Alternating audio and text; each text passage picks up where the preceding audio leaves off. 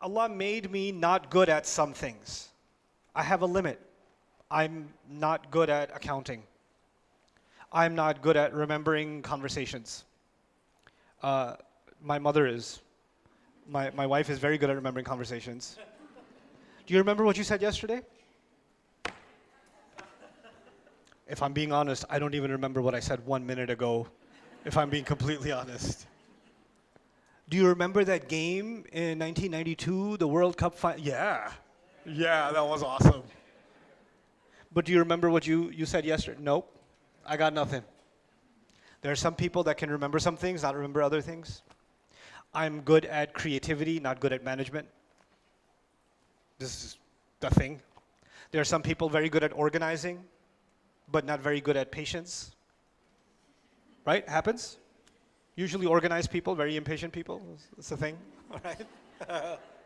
Because they see any chaos around them, they're like, you know. So here's the thing. Yes, I have free will, I have choice, but I have intellectual limits, I have capability limits, I have physical limits. There's a limit to my height, there's a limit to my strength, there's a limit to my physical ability, there's a limit to my economic mobility, right? There's a physical bodily limit, and that limit is a jibillah. You know, there's a saying in Old English, you can't grow out of your skin. You know what that means? You're made a certain way, and you need to know what you're capable of, and you also need to know your limits, right? If you're not designed to swim, Allah created you like a rock, and so you just bloop, you know. I had a friend who he could drown in 1 foot. It's a miracle from Allah that he could do that.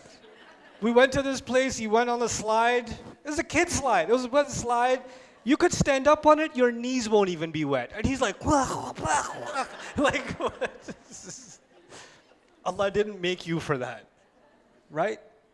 So there's the limit placed within our genetic makeup.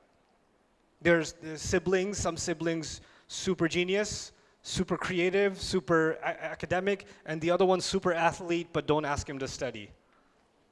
Allah made 2 different jibillah, you understand?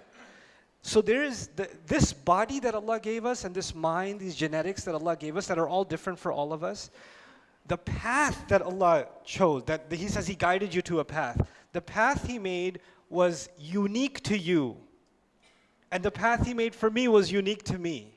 Based on my jibillah, physically, and outside of my jibillah, my environment. This is what psychology tells us. Human personality is made up of 2 things. It's made up of your genetics and it's made up of your environment. That's what modern psychology basically tells you, right? And Quran is also talking about how within that environment, like the hadith says, everybody was born on fitrah, parents make them Jews, Christians, and that's environment, isn't it? Right? So your environment and your genetics, within that, Allah gave you a path.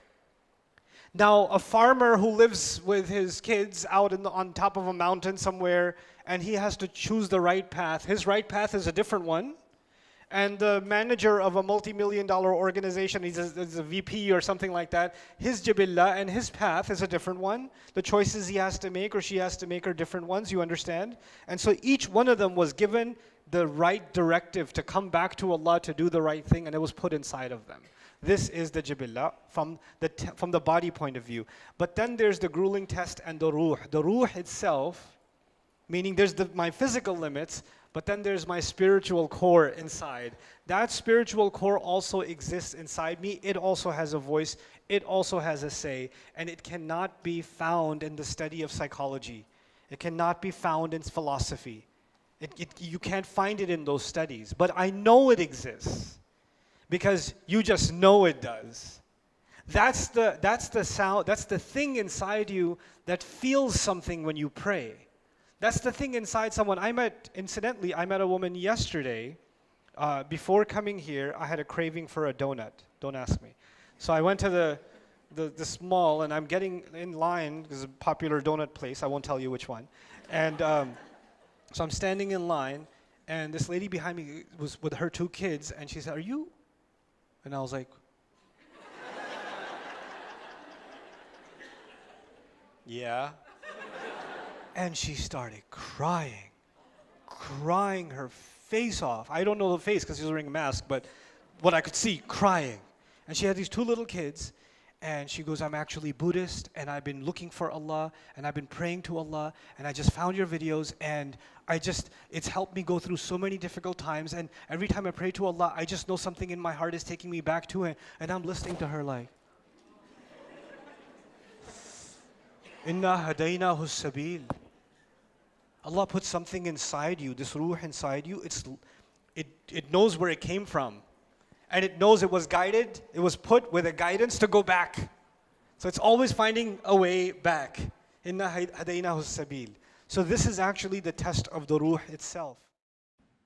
Sign up for Bayyinah TV today and watch this deeper look of Surah Al-Insan plus many existing surahs and future surahs to come.